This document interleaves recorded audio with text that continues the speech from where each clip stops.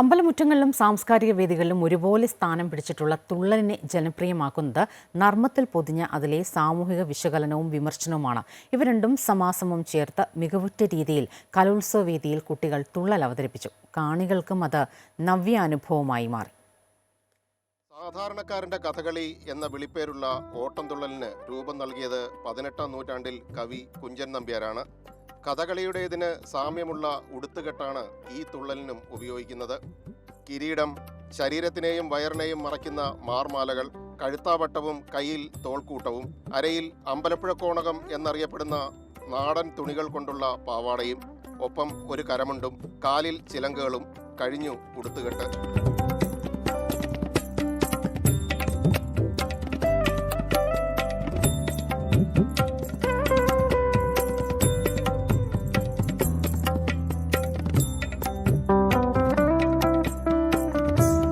സാമൂഹ്യ സാമ്പത്തിക വ്യവസ്ഥയ്ക്കും മുൻവിധികൾക്കുമെതിരെയുള്ള ഒരു പ്രതിഷേധമായിരുന്നു ഓട്ടംതുള്ളൽ. നിറപ്പകിട്ടാർന്ന വേഷങ്ങൾ അണിഞ്ഞ കലാകാരൻ തുള്ളലിൽ പാട്ടുപാടി നൃത്തം ചെയ്യുകയും അഭിനയിക്കുകയും ചെയ്യും.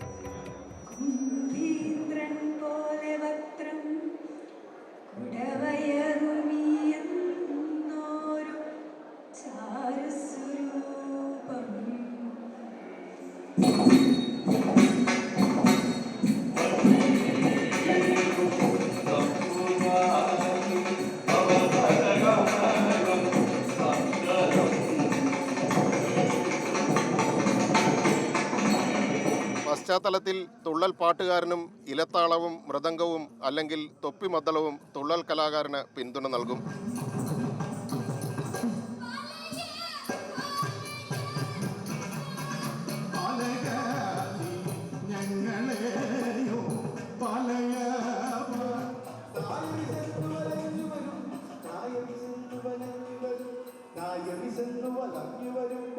മനോധർമ്മമടക്കം കൃത്യമായും സമർത്ഥമായും തുള്ളലിൽ കൂട്ടിച്ചേർത്താണ് കുട്ടികൾ ഇത്തവണ അരങ്ങത്ത് നിറഞ്ഞാടിയത്.